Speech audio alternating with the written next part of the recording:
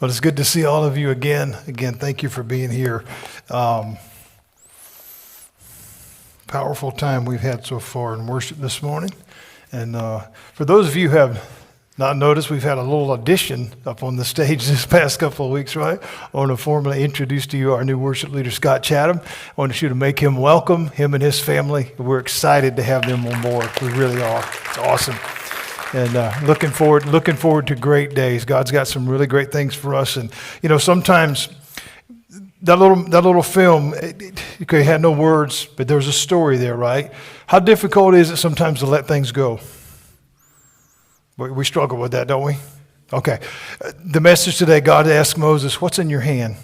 Sometimes he's asking us that. And the hardest thing sometimes to do is what's in our hand is to what? Let it go. Because we can't fathom that there could be something better on the way.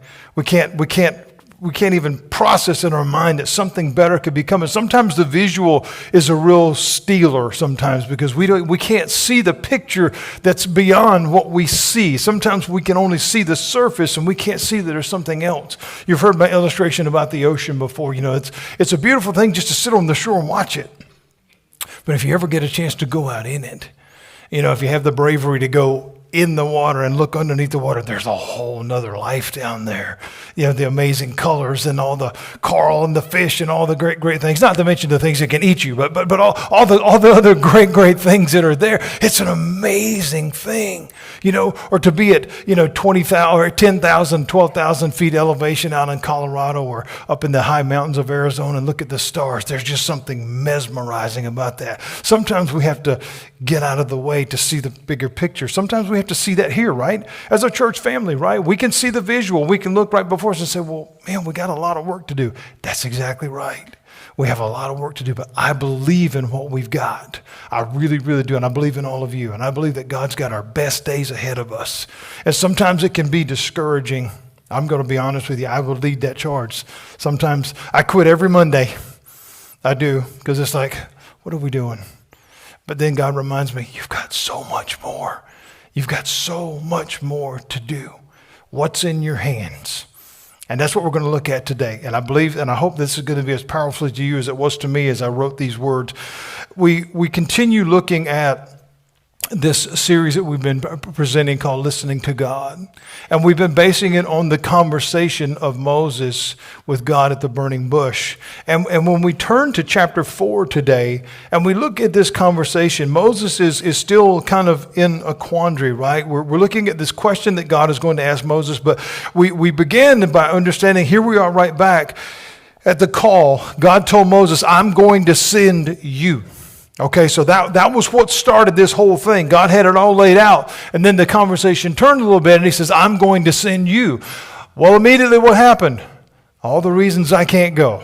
All the excuses began to pour out. All the reasons, all the different things. Why me? I can't, and on so and on so. So Moses is not just concerned with the task that he's been given. We have to look beyond that, right? It's not just the job that is going to be difficult. He's concerned about failing. How many of us struggle with that? Okay, we want to start the day, and man, we got all these great plans and we got all these great ideas, but we want it to work. We don't want it to fail, and we wrestle with that because we find ourselves falling short. I don't have the ability. I don't have the character. I don't have the whatever, and we can talk ourselves right out of something that is amazing. I don't want to mess it up. You know, I want to be able to give it my very, very best. What if I can't do it? Who's asked themselves that question ever before? What if I can't do it? What if I fall short? We see in verse 1 of the text today, Moses says, what if they won't believe me? I mean, I'm going to people and tell them that God has spoken to me from a bush that was on fire, yet still it wasn't consumed. And I'm going to tell them that I'm going to tell them all this stuff. What if they don't believe me? That would be kind of a hindrance, right? That would be something that kind of got in the way because doubt is a massive thing. It's a big hindrance. It's a big stone, like a mountain that gets in our way. He says, what if they don't believe me? What if they don't obey me? I mean, what if the conversation that I'm having with them, what if their attitude is, oh, please, God didn't appear to you. The Lord didn't appear to you. I mean, come on, Moses. Have you lost your mind? Nobody believes that. What if that is what I'm faced with? How many of us struggle with that today? I put out a little, I try to write and post and do all kinds of different things through the week. And I put out something this week and somebody sent me a thing. Oh, really? I mean, that was a comment. Oh, really? God doesn't speak to anybody. And that was because I had a comment from last week that God calls us when we're busy. The enemy calls us when we're sitting still. Remember we said that last week? Well, I put that out. And it was a smart comment about that. You're going to have that, right? Moses is consumed by the reception of what it is that he's trying to say. But Jesus would later teach, it's not about those who will hear, it's those who will receive. Okay? So it's not about what we tell, because we tell people stuff all the time, right? Okay? But they don't always hear it. Remember we talked about last week, or we talked about on Wednesday night in our study on Wednesday night, he who has an ear, listen. Okay, there's a big difference. So we're seeing here Moses is a little concerned, and he's talking to God. And so God asked him a question. So Moses is saying, what if they don't believe me? What if they won't obey me? What if they're saying, oh, the Lord didn't appear to you? And God asked him, what is that in your hand? Now, this question was a simple question, right? But it was designed to create a pause. Remember, are there times that we kind of get, I have a lot of phrases, I guess, that I came up with or that I typically use in my speech pattern, but we kind of get wound up about stuff sometime, right? And we get kind of on a roll and we just don't stop. But something has to create a pause. All right, Moses is spiraling down. What if they don't believe? And what if I can't do it? And what if, and so he's kind of out of sorts, right? And God asked him, what's that in your hand? Now, this was a moment, this was an intentional moment to create a pause. In other words, will you be quiet for a minute? Hush for a minute. Hush talking for a minute and simply take a look at what would seemingly be obvious. What's in your hand? All right, so Moses is standing here talking, right? And he's got his staff in his hand. And so he's all wound up. He's going on and on and on. And God says, what's in your hand? That's stopping the conversation, right? And he's turning because obviously he would know, but when someone asks us a question, if something's in your hand, what would you do? You'd stop and look because you think, was there something there that I don't know? I mean, it was an intentional pause. It was an intentional thing to do this. So the simple question, it got Moses to stop. It got him to call, and it caused him to reflect on the answer and place his attention on the reality of the moment. Because how many of us would agree it is very, very easy to get distracted from things that we know? Very, very easy, right? Driving. How easy is it to get distracted by something? You're not paying attention to where you should be going, right? We see crashes every day. All these things happen like this. Well, what about this? And what about that? And what if this doesn't work? Does it sound like something that we say to ourselves every day? We wrestle with these things, right? What about this and what about that? And we could go on and on, but God needed Moses to stop and consider right now.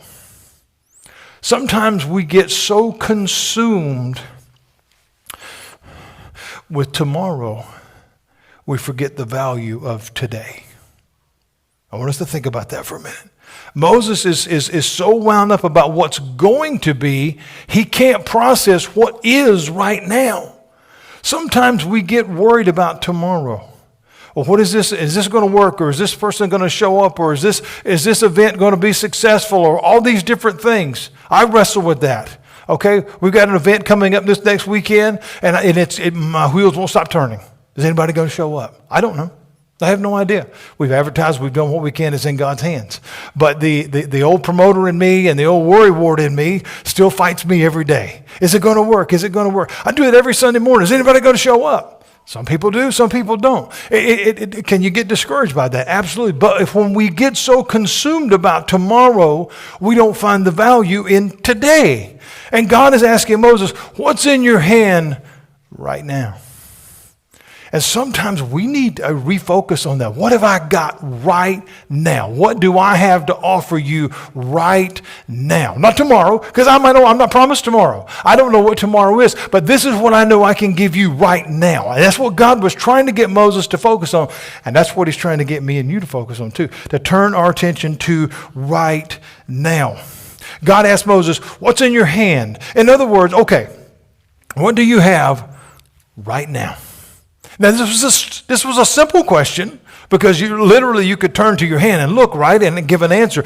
But and which makes it kind of a strange question because the answer should be clear. I mean, obviously God can see it, Moses can see it. It seemed like a strange question, but there was a purpose. There was a life lesson for all to see.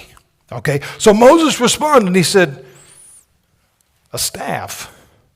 Okay, I have one in my office, and I almost brought it in for the purpose of the illustration. But then I read where you threw it down and it turned to a snake, and I don't want to try that. No, I'm just kidding, because I don't like snakes. But there is a lesson here that's really, really powerful. And so Moses, okay, I want us to understand what he's saying here. When Moses says a staff, okay, he wasn't being sarcastic. He wasn't being aloof. He was just saying a staff. What was he saying? What was he saying? He was saying, it's nothing of value. I just got this old stick here. It doesn't really have it doesn't mean anything. It's just something I towed around. In his opinion, at that moment, this staff seemed insignificant. It had no value. It had no worth. In other words, he could easily begin to think, how could this matter? How could this possibly have any place at all? How could this have anything to do with the task that is before me? Because you have asked me to go and lead the people to freedom. What does this stick got to do with anything? What does that matter? In other words, how does this have any value? Do you ever feel that way? What do I have to offer? Who would listen to me? I don't have anything. I mean, what do I have that's of any value? What do I have that could do anything to make a difference? We wrestle with that. That's part of our struggle in this life. What do I bring to the table? So God's question to Moses was, what's in your hand? His question to me and you today is, what's in your hand? Talent, time, resources, knowledge, wisdom, and we could go on. See, Moses saw no value in himself. How many of us fight that? We wrestle with that because we hear the things around us. You're this, you're that, you're not this, you're not that, and we fight that. People today take their lives over these kind of things because they feel like they have no value. What's in your hand? Nothing. But God is saying, no, I want you to look a little bit deeper. I want you to look a little bit further into what it is that I'm trying to ask you. See, Moses saw no value in a staff, in a piece of wood, an old straggly piece of wood. He was basically saying, what is this? What could this possibly do?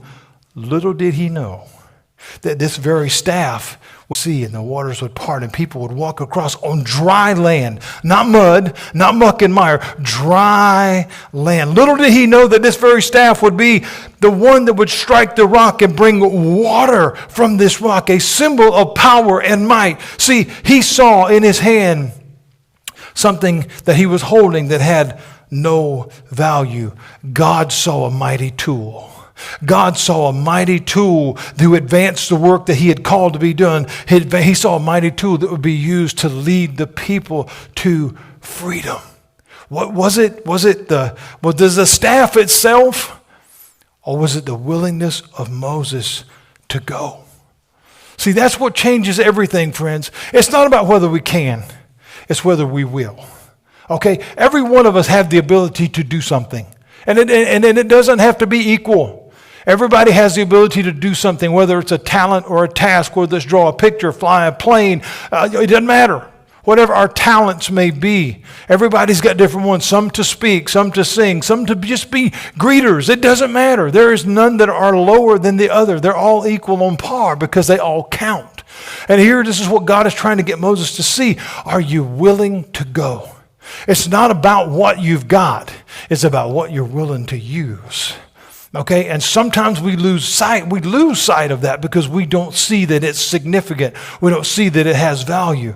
We see and we have the very, very same hesitations. Oh, good grief, not me. What could I do? Someone ever ask you to do something? Go do this, go do that, teach a class, go lead this group, or go help this person do this or do that. I couldn't do that. Why? Because I don't see value in me. I don't believe in what it is that I think that I can do. I mean, who would listen to me? Who would care about what I've got to say? I mean, I've been saying that for 20-something years, but I keep talking. And hopefully somebody along the way will listen.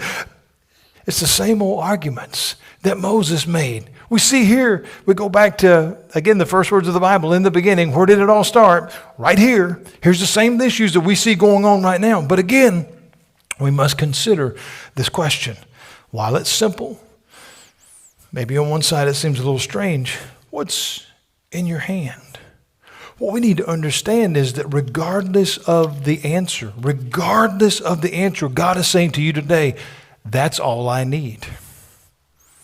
It doesn't matter what's there, but whatever you have is all I need. And with that, we can change the world. This is not a rally cry. This is a willingness to get off the thing and get going, right? We have to take that first step because sometimes we can't see it. Okay, if you pull up to an empty lot and the ground is, got trees and stumps and briars and whatever on there, you can't, unless you have some vision, maybe you can't see the 2-story house that's going to go there to house your family. Maybe you can't see that. All right, but as that land begins to get cleared and the foundation is dug and the first walls go up, you're like, oh, wow, now it's starting to come to me. See, sometimes we have to look beyond what we see because we sometimes allow tomorrow to blind us to right now. All right, we've got to be able to look beyond and see that blank canvas, but see the Mona Lisa. We've got to be able to understand what God is trying to paint for us right here. And so we see Moses making these same old arguments, but God is saying, all I need is you. If you're willing to go, we can go and we can do some awesome things. So here's the other side of that. Moses said, well, all I've got in my hand is a staff. Here's the other question that we have to look at through this. Will you give it to God? Whatever it is that you're holding on to, whatever it is that you've got, will you give it to Him? And let Him show you exactly how valuable it really is. In other words, if all you've got is you, that's all He needs.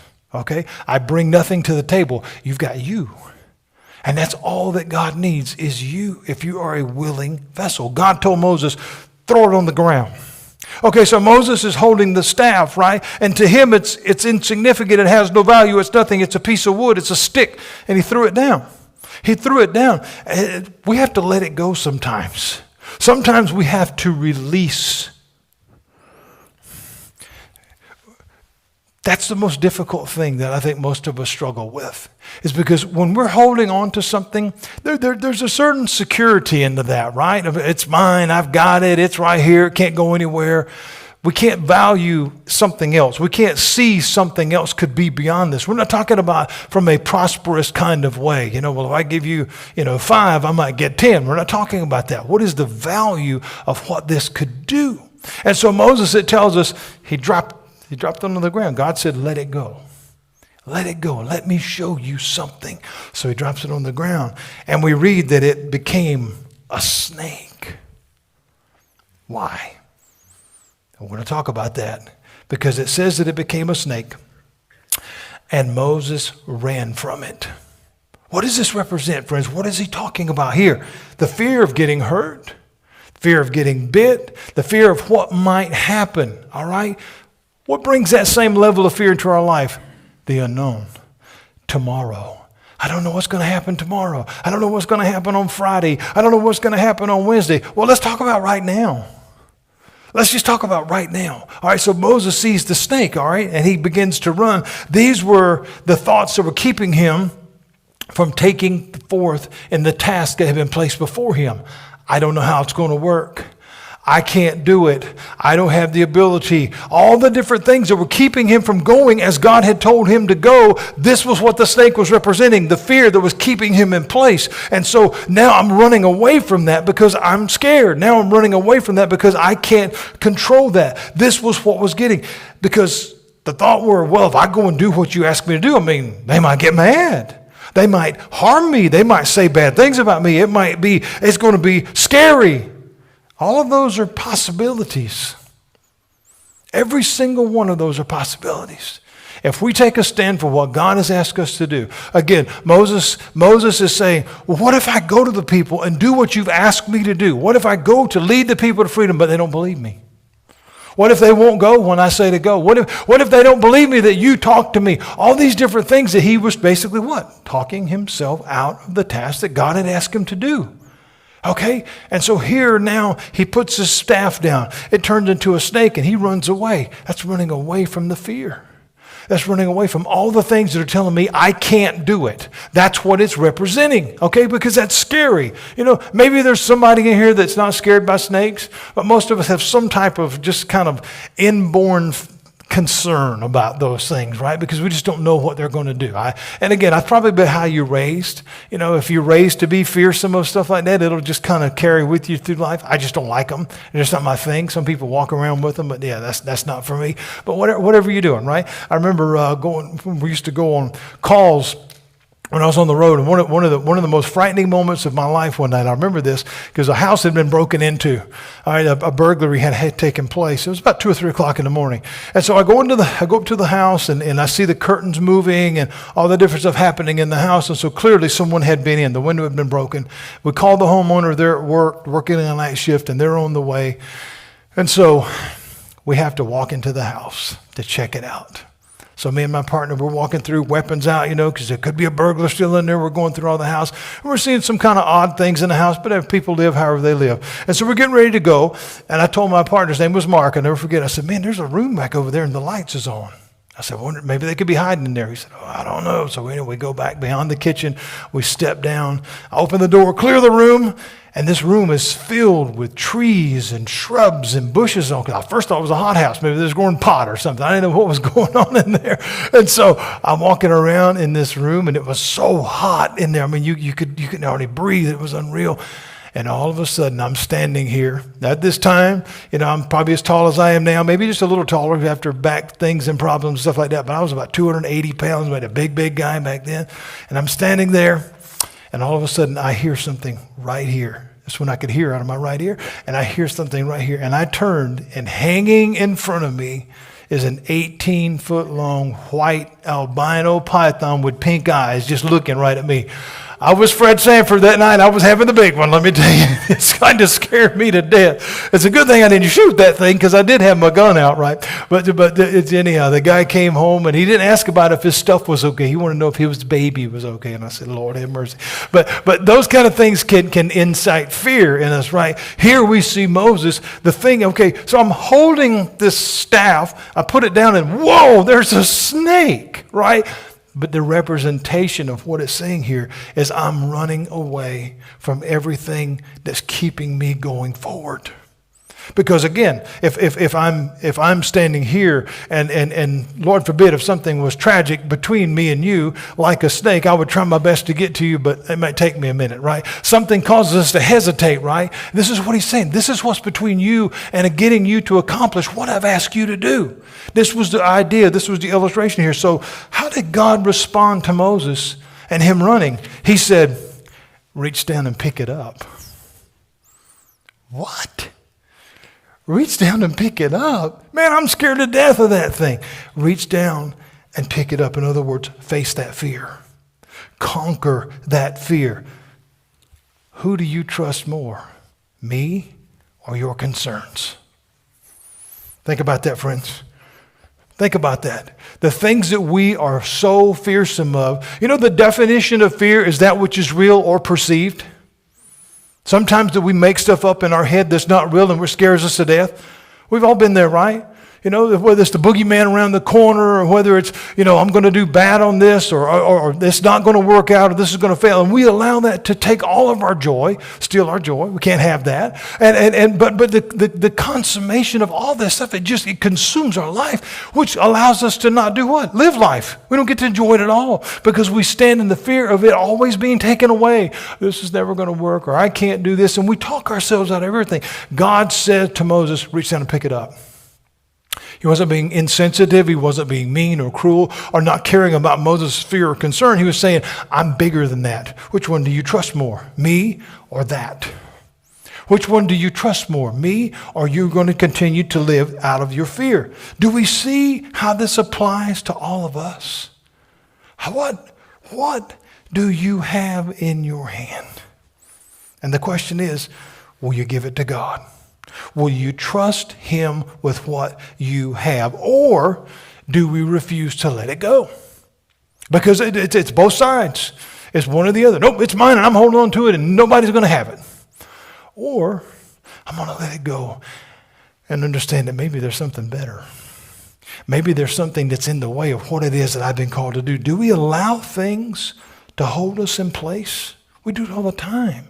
Do we allow things to hold us in place and not advance the call that we have on our life? Most especially as believers, to share the gospel. Because we encounter people every day. Now again, I realize that not in every situation do we get to verbalize our faith. I understand that. I respect that. Okay, people work in different environments, and some places it's just not the right place to say, do you know Jesus? But we can share the gospel through this every day. The kindness that we can have toward one another.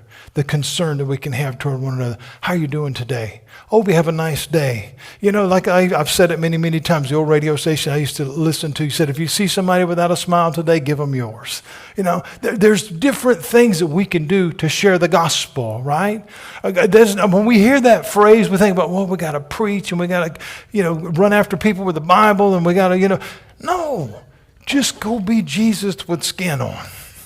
Just go show somebody it's okay to not be okay and that there's a better day coming. It's okay to have a struggle because that's life, but it's going to get better. We can do that, friends. We can share that with others, but we let stuff get in the way. What are they going to say? What are they going to think? Who turns away kindness? Okay? Who turns away kindness? And if they do, it's not that it wasn't offered. You tried, you planted the seed, and that's all we've been asked to do. When we look at the Great Commission, he says, go forth and tell. That's it. He doesn't say succeed. He doesn't say get big numbers. He doesn't say, carry around your book every day and write down how many. No, we're not talking about that. Who did you tell? Who did you talk to? And maybe sometimes you had to use words. But sometimes you don't ever have to use the thing. Sometimes you never have to say nothing. It's all about you. And this is all God was saying to Moses, is are you willing to go? Are you willing to face that fear?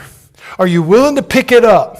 Are you willing to go? Because I'm going to go with you. Remember back from chapter 3, he says, certainly I will go with you. So he's making sure he's remembering that. Jesus said in the Great Commission, I will be with you until the ends of the age. Remember, that's a very, very common theme of God saying, I'm never going to leave you. I'm always going to be with you. So will you give God what's in your hands, regardless of the value? Because sometimes the value, we placed it on there. It's no good. It has nothing. It's not worth anything. Maybe it's only sentimental. Maybe it was only valuable to me because, it was my grandmother's or something, but it has no value to anybody else. Well, we don't know that. You ever watch one of them antique show gimmicks where somebody said, I found this, $5 thing at a yard sale and it'd be worth like $10 million or something like that. Sometimes we don't see the value in us because we've listened to something else. Why don't we listen to the one who made us? Because in his eyes, we're priceless. We need to understand that today, friends. Moses tells us, drop the staff. And instantly it became something that caused fear. Doubt and fear do what? They keep us in place. They don't allow us to move forward. They don't allow us to face anything. This was God's point. I have given you an assignment, but you're still standing here. You're still trying to figure out all the reasons not to go. You're still trying to figure out all the reasons that you can't do it. I never asked you if you could do it. I asked you if you would do it. And that's still our assignment today. Oftentimes we sell ourselves short. Well, I can never do this. God didn't ask you if you could. He just asked you if you would. He will equip you. Paul talks about that in the New Testament, to equip the saints. Equip is to provide you with what you need. You don't walk into the thing necessarily always ready, okay? The very first day you walk into a training camp to become an NFL player or a wrestler or whatever, you may not have all the tools, or you may have them, but you don't know how to use them. Someone's going to teach you. I remember walking into the equipment room the very first day on the road, and you get the gun and the badge and the gun and the belt and all this stuff. I didn't have all the equipment to go on the road. They had to give it to me. We have to get equipped. God is saying, will you trust me to give it to you? Will you trust me to equip you? Will you throw it down and let me show you what we can do? Jesus said to the disciples, the angel said to the disciples as Jesus ascended, why are you standing here? Don't you have something to do? You have an assignment. The snake, as the staff is falling down, it represents a hindrance. It represents a block, if you will, a thing, a reason not to go. Well, that's a snake, man. I got to go this way. I don't want to go over there. But what you need to accomplish is over there. What you need to save, the people you need to set free are over there. That's in between us. Fear and doubt. That causes us not to go. But God told Moses, pick it up. Now, that seems scary, right? That seems scary, especially if you have a great fear of a snake, regardless of what kind it is. But the point was not to see if Moses was brave. That was not the point, but rather if he trusted God. That's really what it came down to. Do you trust me? Because if you do, just pick it up. Now again, this wasn't a call to be, look at me, man, I'm tough. I picked up a snake. It had nothing to do with that. Because the whole time you pick it up, your heart's beating out of your chest, scared to death, right? This is what he was trying to say. Just trust me. What snake is before you today? This is something for all of us to think about, friends. What snake is before you today? What fear keeps you locked in place? What doubt and concerns continue to close doors, shut down opportunities, and hinders the call of God before you? When I was writing those words, I asked myself that very question, because so many things continue to fill those roles. But what we got to see is we all have different answers to those questions. Well, this is in front of me, and maybe you would say that's in front of me. Everybody's got different answers to those questions. But on the other side of it, we have to go back to God's question. What's in your hand? What's in your hand? Do you see value in that? And if you do not, will you let God have it? Will you let God have it and show you just how far it can take you? Because see, friends, God's called each and every one of us to impact this world. Maybe it's one person, maybe it's 1,000. We don't know. We don't necessarily know the end of our assignment, how it's going to come. Maybe you get to heaven and that one person that you just prayed and prayed and prayed and prayed for was the first one to meet you at the door. That was your assignment. Maybe there will be many. There may be a whole crowd of people saying, oh man, I'm so glad you're finally home. This has been so awesome being here. And we thank you for sharing it with us. We don't know what the end of that is. But what keeps us from doing that? What keeps us from being who God called us to be? It tells us Moses reached down and he faced his fear and he picked up the snake. And once again, it became a staff. What was the point of this? God was simply asking, do you trust me? That's what he's asking us today is, do you trust me? In other words, it's time to get moving. There are people to set free. It's time to get moving. Let's get this, see, because I'm showing you. You see what it was, your fear, your concern, your doubt. Pick it up because I'm going with you. I already told you, certainly I will go with you. He was giving Moses that. So the question today is, will you surrender it all? We sing the song, I surrender all. We sing that, right? We sing that. But do we mean it? Because it's more like, I surrender. Well, I'm going to keep this little bit, because I don't know. I got to keep a little bit for a rainy day, right? But what are we holding on to? Sometimes we hold on to misery and agony and, like the old hee-haw song, blues, despair, and agony on me. If it weren't for bad luck, I'd have no luck and all those. Why do we hold on to this stuff that's not allowing us to progressively move forward? Why do we hold on to stuff that keeps us in place? Why do we let the snake keep laying there? Cut his head off or pick him up. Get him out of the way. It's time to get moving. Will you surrender things to the Lord? Will you face the fear that keeps you in place and trust him to pick it up and believe that it will not be your end? That's what he's asking us today. Will you trust me enough to pick it up? And it won't get you. It won't bite you. It won't be the end of you. Paul, it says when the serpent came out of the burning pile of bush, it lit onto his hand, and he just walked off and threw it down. Everybody was blown away. They couldn't believe this. This is the illustration that God is trying to get us to see. You're not talking about, don't go outside, don't go get silly, don't go see if you can find something in the yard to pick up that's going to bite you. He's not saying that. The illustrated purpose of this is what's in front of you that's keeping you from doing what I've asked you to do. Because if that's there, let me show you, you can get it out of the way if you trust me. We may not always see our own value. Sometimes we don't. We become very self-deprecating. Sometimes we put ourselves down. I'm no good. I'm this, I'm that. I don't look this way. I don't look that way. Or I don't have this talent. But what value does God have in you? God created you perfect, just like you are.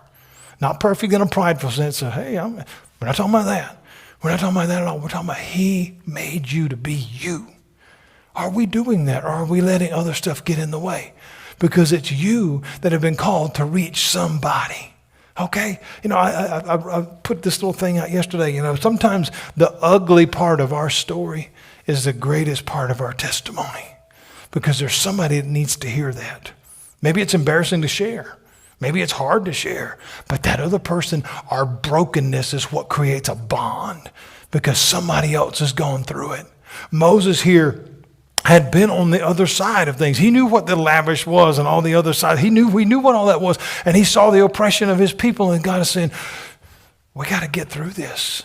And I'm calling you to do it. These people need to be set free. See, people, we have lost and dying people all around us. And that's not to be condescending or saying anything ugly about anybody. That's just true. We have people every day around us that do not know this truth, that do not know they can be set free from whatever it is that is holding them in place. We've got the answer as believers. Not arrogant, not prideful. That's just true.